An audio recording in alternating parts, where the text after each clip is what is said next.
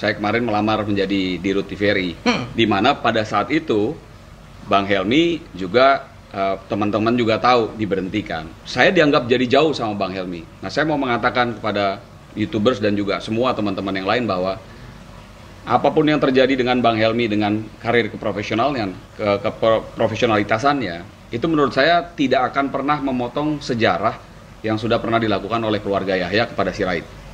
Karena dua Yahya, Tantowi Yahya dan Helmy Yahya, dua-duanya punya catatan sejarah dan punya andil dalam karir saya. Ya, dan saya tidak pernah menghalangi, tidak pernah juga menganjurkan orang untuk mendaftar untuk menjadi pengganti saya yang akhirnya dibatalkan oleh anggota DPR itu.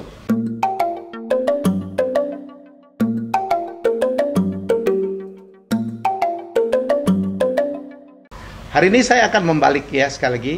Hari ini saya membiarkan diri saya untuk digali, ditanyai, padahal ini program saya. Dan saya mempercayakan ini kepada seseorang, dia sebenarnya junior saya. Dia tahu adalah manusia pembelajar.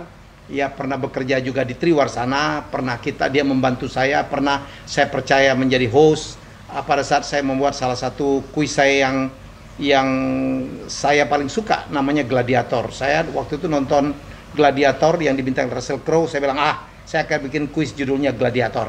Ya, tetapi bukan beradu pedang, tetapi beradu ilmu pengetahuan, dan saya percayakan dia. Dan saya pernah juga mengcoach dia pada saat dia dipercaya oleh sebuah franchise besar untuk membawakan Wheel of Fortune di Indonesia. Kuis yang sangat utama di dunia. Di dunia itu di Amerika terutama kuis yang top itu adalah Jeopardy dan Wheel of Fortune serta Price is Right, Family Feud setelah itu. Dan begitu masuk Indonesia, bulenya mencari saya untuk jadi konsultan. Dan hostnya waktu itu yang saya harus coach adalah Charles Bonar Sirait. Salam dulu Bang. Begini aja. Physical distancing. Thank you Bang Helmy. Apa kabarnya Bang? Okay. Udah panjang kali aku bikin. Udah panjang, udah bisa jadi satu episode. Gantian aku boleh Bang? Boleh. Itu disclaimernya Bang Helmy. Aku nunggu aja sekarang. Saya telepon Bang Helmy itu karena sebetulnya bukan hanya tertarik melihat YouTube-nya Bang Helmy. Tapi buat saya gelisah. Karena kegelisahan itu saya telepon. Jadi saya bilang, Bang, saya nggak bisa nih gelisah terlalu lama seperti ini. Dan kalau ada yang perlu diluruskan, komunikasi itu kan rumusnya adalah harus dikonfirmasi. Buat saya, kalau ada orang yang bertanya, sedekat apa saya dengan Bang Helmy?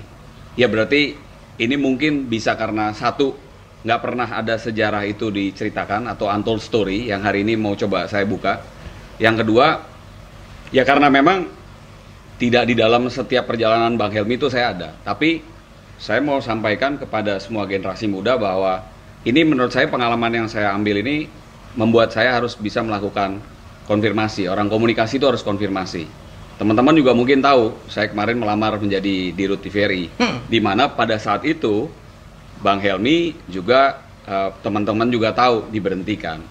Nah, lantas ada beberapa peristiwa yang menurut saya membuat saya nggak nyaman. Pertama adalah banyak orang mengatakan, loh kok Charles diem aja? Kok Charles nggak kasih komentar? Yang kedua, kita tahu konflik TVRI itu kan mungkin ada yang berpihak, ada yang juga tidak gitu ya. Dan ada juga yang netral. Nah, saya dianggap jadi jauh sama Bang Helmy. Nah, saya mau mengatakan kepada YouTubers dan juga semua teman-teman yang lain bahwa apapun yang terjadi dengan Bang Helmy, dengan karir keprofesionalnya, keprofesionalitasannya, itu menurut saya tidak akan pernah memotong sejarah yang sudah pernah dilakukan oleh keluarga Yahya kepada Sirait. Karena dua Yahya, Tantowi Yahya dan Helmy Yahya, dua-duanya punya catatan sejarah dan punya andil dalam karir saya. Jadi apapun urusan profesional Mas Helmy kepada dunia profesionalnya, itu tidak akan pernah mengubur, tidak akan pernah mengingkari sejarah yang pernah terjadi. Saya kenal Bang Helmy itu sudah jauh lebih lama, jauh sebelum Bang Helmy itu punya bintang di televisi sebagai Raja Kuis. Kurang lebih sekitar tahun 80-an, saya pergi ke rumah paman saya, Pendeta J. Sirait, rumahnya di Bekasi. Pada saat saya pergi ke rumah Pendeta J. Sirait, saya ngobrol, itu paman saya, dan setelah itu disampaikan, mau ikut nggak saya kenalin? Di sebelah rumah saya atau di depan rumah saya, Depannya. ada rumah orang yang aktif di industri televisi, namanya Helmi Yahya. Pekerjaannya saat itu adalah ikut membidani kuis-kuis yang dilahirkan oleh Ibu Ani Sumadi. Bang Helmi Yahya ini membuat soalnya. Akhirnya saya bilang, oke, saya juga tertarik ketemu dengan orang-orang kreatif. Kami dibawa, pergi ke sana berkenalan. Rumah Bang Helmi saat itu kalau teman-teman lihat, karena topik hari ini adalah sukses dan chemistry, yang saya mau coba sharing adalah bahwa perjuangan itu memang harus dimulai dari bawah. Itu mungkin kalau orang lain cerita tentang Pak Helmi itu sukses dan lain sebagainya, mungkin mereka juga melihatnya baru di sekarang ya.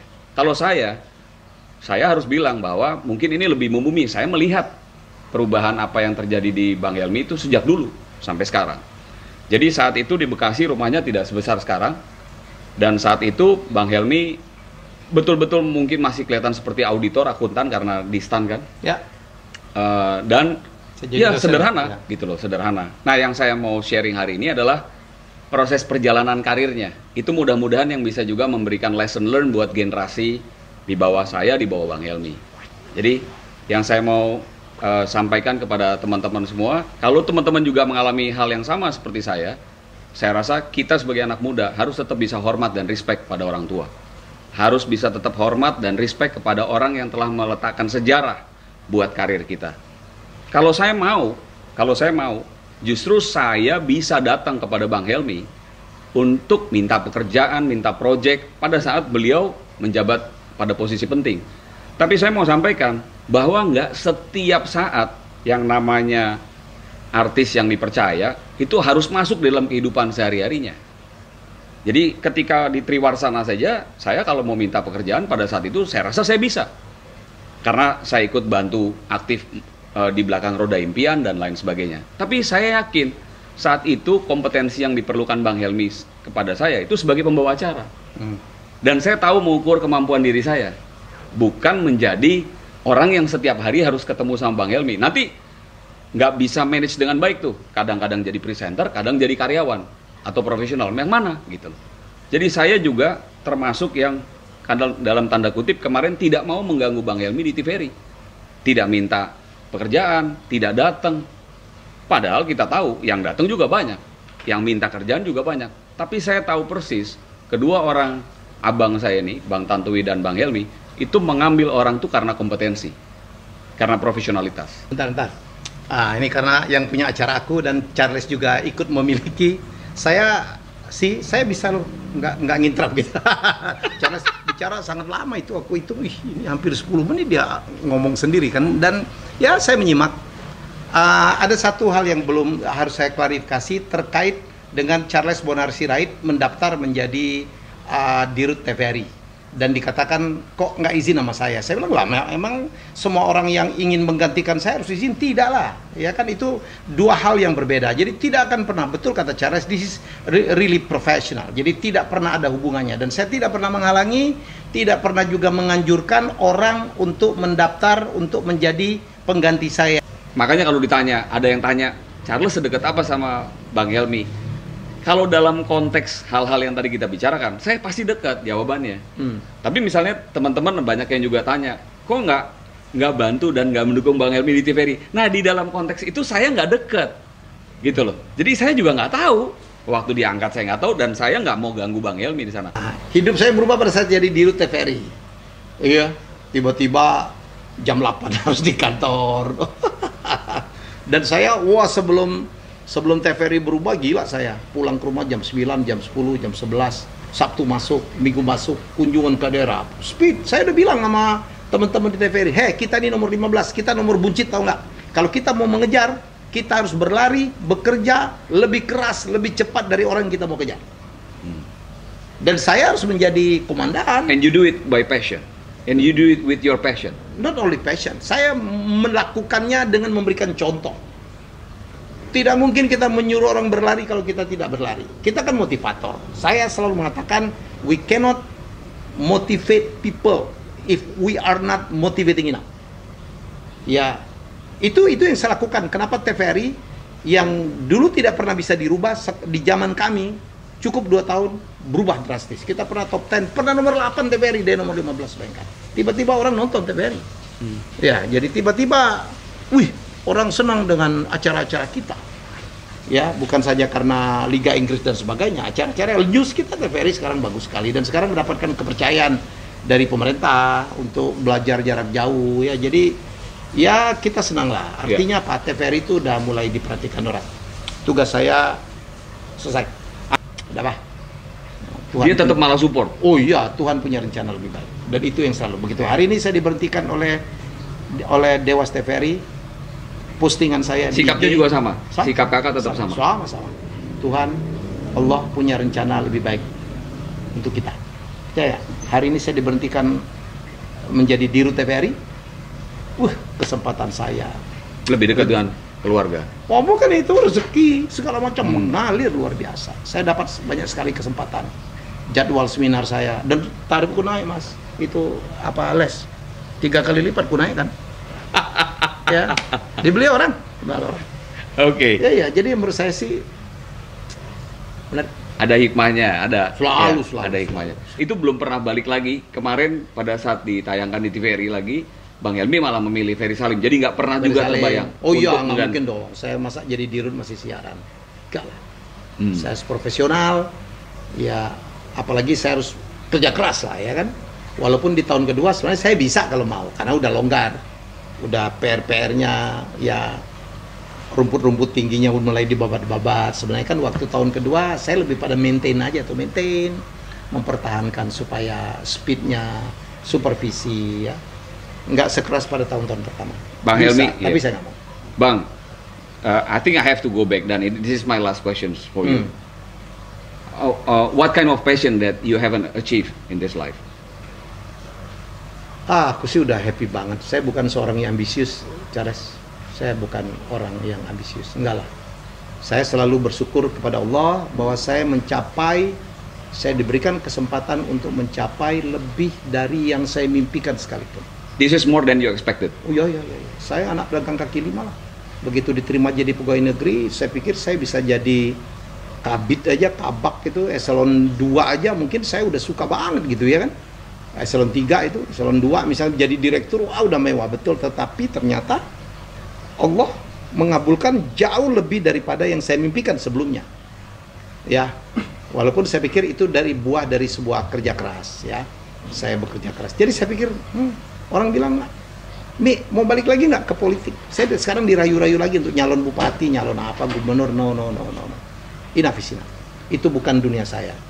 Ada yang menggoda saya dan termasuk istri saya, Pak, kita jadi dubes saja. Ini gue pikirin, bolehlah kita dubes sekali-sekali. Apalagi kalau menggantikan dubes Selandia Baru. Sama-sama ya. Itu kalau itu mungkin iya ya.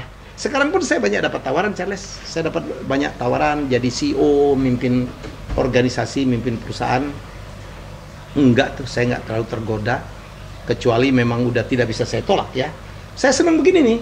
Ya, jadi konsultan, jadi advisor, jadi pembicara publik. Enak lah, nggak ada yang ngatur. Ya, traveling, mengcombine itu. Kita diundang, bicara di luar negeri sambil jalan. Saya ajak kakakmu. Jadi menurut saya, walaupun saya petun sekarang, lebih kepada untuk, kepengen menyelamatkan TVRI aja.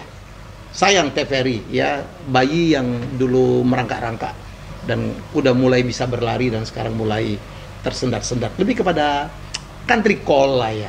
Kalau Charles tahu, saya juga bingung. Charles mau nyalon jadi dirut, gajinya kecil waktu itu kan. Kau sekali MC aja kan di atas itu daripada gaji dirut TVRI itu. Tapi kita kan punya country call ya. Ini hati nih, ini hati yang ngomong. Hati. Ini dari hatinya, hatinya seorang abang. Jadi saya petun sekarang, udah jalan terus. Ya doakan aja yang terbaik. Lebih kepada bukan untuk kepentingan pribadi. This is not for me. Ya, bukan untuk ambisi pribadi. I'm enough.